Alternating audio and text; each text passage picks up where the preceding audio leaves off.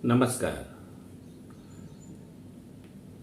7 सितंबर से कांग्रेस भारत जोड़ो यात्रा शुरू करने जा रही है। ये एक अच्छी पहल है। जाहिर सी बात है, उत्सुकता और चर्चा दोनों लाजमी है, होनी भी चाहिए। इतना बड़ा विपक्ष की ओर से इतना बड़ा और संगठित प्रयास काफ़ी दिनों बाद किया जा रहा है, इसलिए इसकी चर्चा भी कुछ ज़्यादा ही हो रही है और होनी भी और होगी भी। वैसे देखा जाए तो यात्राएं हमेशा से ही फलप्रद और लाभप्रद रही हैं। उदाहरण के लिए 2-3 यात्राओं का जिक्र करूंगा। 1931 में महात्मा गांधी ने दांडी यात्रा शुरू की थी। दांडी यात्रा काफ़ी फलदायी रही और 1915 में हिंदुस्तान आने के बाद पहली बार गांधी जी को इस यात्रा के चलते अंग्रेज़ों पर नैतिक और राजनीतिक रूप से पहली बार बड़ी बढ़त हासिल हुई। समय गुजरता रहा, बीच में बहुत कुछ हुआ, काफ़ी कुछ राजनीतिक घटनाएं परिघटनाएं घटी और उसके बाद फिर चंद्रशेखर ने, जो भारत के प्रधानमंत्री भी रहे और बड़े नेताओं में उनका शुमार रहा है, हालांकि वो प्रधानमंत्री कुछ ही समय के लिए रहे, लेकिन इस बात के लिए वो जाने जाते हैं कि वो बिना लाग लपेट जो बात सही होती थी वही कहते थे और यही उनको इसीलिए उनको याद किया जाता है और यही उनके बड़े कद का कारण भी है। चंद्रशेखर ने भारत यात्रा निकाली और वो भी कन्याकुमारी से श्रीनगर तक आए। वो यात्रा भी फलदायी रही और चंद्रशेखर का कद राष्ट्रीय स्तर का हुआ और यात्राएं और भी हुई हैं, लेकिन जैसे मैंने कहा, मैं 2-3 का जिक्र कर रहा हूँ। उसी तरीके से लाल कृष्ण आडवाणी ने रथ यात्रा निकाली और आज की तारीख में आडवाणी जी की भले कोई पूछ या चर्चा न हो, लेकिन भाजपा को जो भी राजनीतिक बढ़त हासिल हुई या भाजपा जो भी आज की तारीख में जो भी उसका आकार और स्वरूप है या जो सत्तारूढ़ दल बना लंबे समय से, उसका कहीं न कहीं उसका श्रेय उस रथ यात्रा को ही जाता है जो आडवाणी जी ने निकाली। भाजपा को उसका काफ़ी राजनीतिक लाभ हुआ। उसके पहले भाजपा अगर 77 से 80 के दौर को छोड़ दे तो उसके पहले जो भी भाजपा थी या उसके पहले जो जनसंघ था, वो अटल बिहारी वाजपेयी के लच्छेदार भाषणों के लिए जानी जाती थी और उसका कहीं कोई राजनीतिक हैसियत या अस्तित्व नहीं था। बहरहाल, ये तो राजनीति चलता ही रहता है। उसके बाद फिर अब आज की तारीख में भारतीय जनता पार्टी पावर में है। तो जो मेरा कहने का मतलब था वो यही था कि जब किसी राजनीतिक उद्देश्य से या किसी भी उद्देश्य से, आप तीर्थ यात्रा करने के उद्देश्य से यात्रा करें, कुछ भी करें, अगर किसी उद्देश्य के साथ कोई यात्रा निकाली जाती या यात्रा या व्यक्ति या व्यक्तियों का समूह यात्रा पर निकलता है तो अमूमन फलदायी ही साबित होती है। इसी सोच को रख करके कांग्रेस ने भी भारत जोड़ो यात्रा 7 सितंबर से शायद निकालने की सोची होगी और उनके जो घोषित उद्देश्य, जो उनका जो घोषित मतलब उनका जो वो है, वो ये है कि इस लोकतंत्र को बचाने के लिए और मोदी सरकार की शासन की कमियों के फलस्वरूप जो अराजकता फैल गई है, उससे पब्लिक को आगाह करने के लिए ये यात्रा निकाली जा रही है। अब आते हैं, ये तो कांग्रेस का कहना है और अब उस पर थोड़ा सा और भी चर्चा कर ले तो बेहतर होगा। लोकतंत्र मोटे तौर पर देखा जाए तो सत्ता और विपक्ष के पारस्परिक सामंजस्य से चलता है। कोई जरूरी नहीं कि कोई एक ही पार्टी सत्ता पर लगातार काबिज रहे और वो पार्टी विपक्ष में रहे, काबिज रहे, ऐसा नहीं है। भारत की चूंकि स्थितियां अलग थी, इस वजह से कांग्रेस लंबे समय तक शासन में रही, लेकिन आफ्टर ऑल कहीं ना कहीं वो भी एक लोकतंत्र की दिशा में आगे बढ़ा और कांग्रेस को पीछे करके क्षेत्रीय स्तर पर तमाम दल आ गया है और भारतीय जनता पार्टी कांग्रेस के विकल्प के रूप में उभरी। अटल बिहारी वाजपेयी के शासन को अगर छोड़ दें तो पहली बार पार्टी पूर्ण बहुमत के साथ भारतीय जनता पार्टी शासन में आई नरेंद्र मोदी के नेतृत्व में। लेकिन पावर में आते ही दो चीजें एकदम साफ हो गई कि उनके राजनीतिक उद्देश्य क्या है क्या नहीं है, वो तो खैर उस पर बहुत सी लंबी चर्चा होती रही, लोग करते भी हैं, लेकिन एक बात एकदम क्रिस्टल क्लियर है कि भारतीय जनता पार्टी विपक्ष को बिल्कुल भी विश्वास में नहीं लेना चाहती, नंबर 1, और नंबर 2 वो ये चाहती है कि कहीं न कहीं विपक्ष पूरी तरीके से निरर्थक और नाकारा हो। ये चीज नरेंद्र मोदी की सरकार ने कई स्तरों पर साबित भी कर दी है। फॉर एग्जाम्पल, कांग्रेस के ज़माने में, मनमोहन सिंह के ज़माने में, हालांकि ये काम कोर्ट के आदेश से हुआ था, लेकिन हुआ था कि जो किसानों की ज़मीन ली जाती थी और उसको लेकर के बिल्डर्स वगैरह को बेच दिया जाता था, तो किसानों की ज़मीनों के अधिग्रहण का जो अंग्रेज़ों के ज़माने का कानून था, उस कानून का कालांतर में बहुत दुरुपयोग हुआ और उससे बिल्डर्स को, इसको सबको फ़ायदा पहुंचाया गया। तो सुप्रीम कोर्ट के आदेश से, हस्तक्षेप से नया कानून बनाया जिसमें किसानों को और ज़मीन मालिकों को बहुत से लाभ दिए गए, जिसका बहुत अच्छा परिणाम रहा।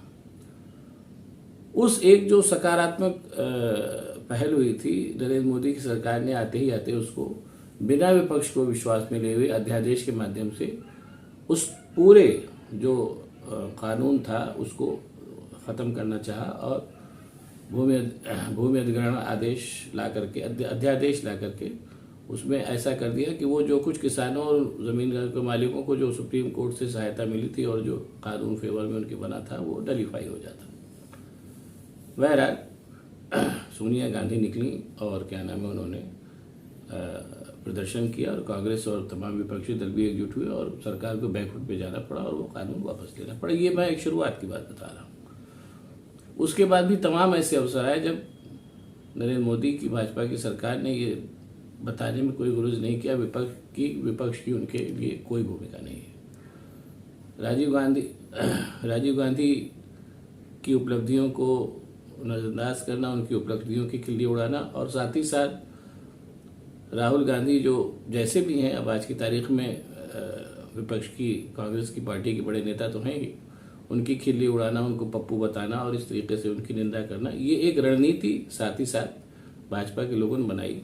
और यहाँ पर ये बताना मैं उचित समझूंगा कि ये भाजपा की कोई आज की रणनीति नहीं है जिसको लोग समझ रहे कि बड़ी नई रणनीति, ऐसा नहीं है।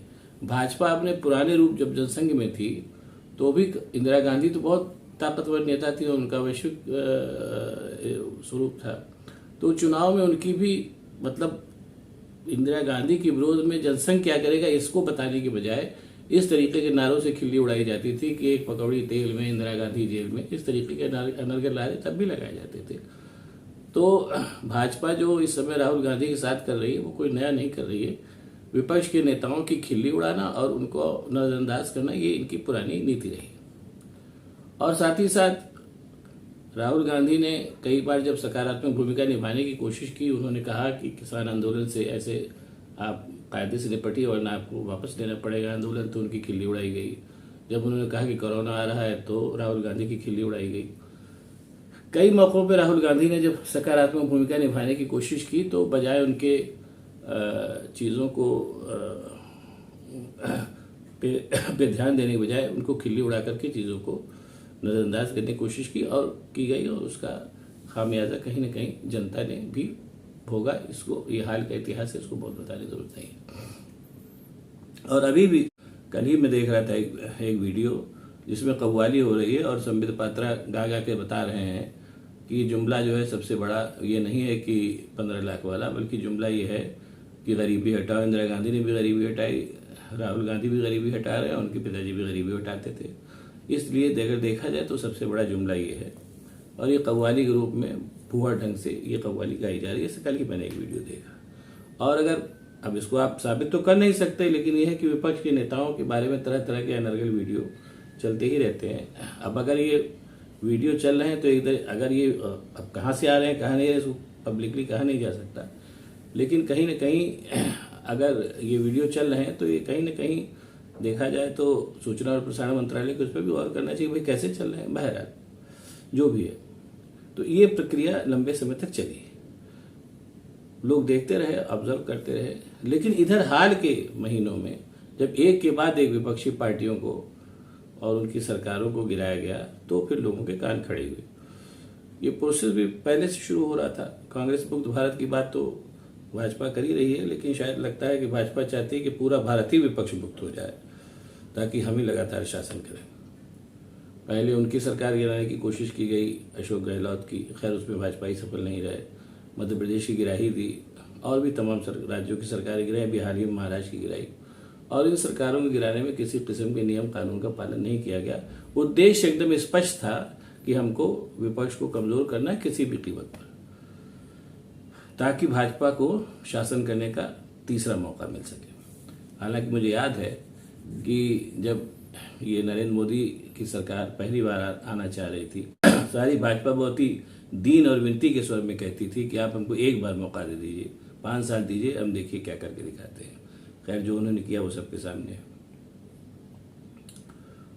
अब सवाल ये पैदा हो रहा है कि जब कोई भी सरकार ये नहीं कहती है कि उसने अच्छा शासन नहीं किया, सभी सरकारें कहती हैं उन्होंने अच्छा शासन किया। भाजपा की नरेंद्र मोदी सरकार का भी यही क्लेम है। लेकिन उन्होंने जैसा भी शासन किया, अच्छा किया है, बुरा किया, लेकिन उसके नतीजे जो सामने आ रहे हैं, विकट महंगाई है, बेरोजगारी है और अराजकता है, ये सब सारी चीज़ें सामने आ रही हैं और कहीं ना कहीं जनता उससे परेशान भी है। तो फिर कांग्रेस ने पहली बार ये एक बड़ा स्टेप उठाया और भारत जोड़ो यात्रा 7 सितंबर से निकाली। बहुत ही कंजर्वेटिव एस्टिमेट अगर देखें तो अगर ये यात्रा सफल होती है तो अगर कुछ नहीं होगा तो कम से कम विपक्ष जो है वो आज की तरीके से हताशा की स्थिति में तो नहीं ही रहेगा, इतना तय है, नंबर 1। और अगर ये यात्रा काफ़ी सफल होती है और साथ ही साथ इस यात्रा के सफल होने के साथ साथ कांग्रेस के साथ ही साथ और जितने विपक्षी दल हैं वो भी साथ साथ मिलकर एक मोर्चा बना लेते हैं, तो इसमें कोई शक नहीं है कि 2024 में नरेंद्र मोदी और भाजपा के सामने एक बड़ा संकट और चुनौती वो खड़ी करेंगे। ये भी हो सकता है कि भाजपा की तीसरी सरकार न बन पाए। और अगर देखा जाए तो भारतीय लोकतंत्र के ये हित में ही होगा, वैसे जो होगा वो तो देखा जाएगा। वैसे एक बात मैं और कहना चाहूँगा, हालांकि थोड़ी मज़ेदार है लेकिन कहना चाहिए, हर चीज़ में गंभीरता ही नहीं लानी चाहिए, कि शुरू में जब नरेंद्र मोदी साहब आए थे तो इनकी बहुत सी खूबियाँ गिनाई गई थी। उसमें ये भी थी कि साहब ये किसके लिए चोरी करेंगे, इनके तो आगे नातरे पीछे पगार है। तो अगर देखा जाए तो इस कसौटी पर अपने राहुल गांधी भी सही उतरते हैं, उनके भी आगे नातरे पीछे पगार है। तो ऐसे में देखा जाए तो अगर इस यात्रा के बाद राहुल गांधी का कद और बढ़ता है और वो राष्ट्रीय राजनीति में और शक्तिशाली हस्तक्षेप करने में समर्थ होते हैं, तो वो भी एक तरीके से देश के हित में ही होगा अगर इसी कसौटी पे उनको परखा जाए। बाकी यात्रा अभी तो शुरू भी नहीं हुई, 7 सितंबर से शुरू होगी, देखते हैं क्या होता है। राजनीति है, इसमें कई तरह के पड़ाव आते हैं।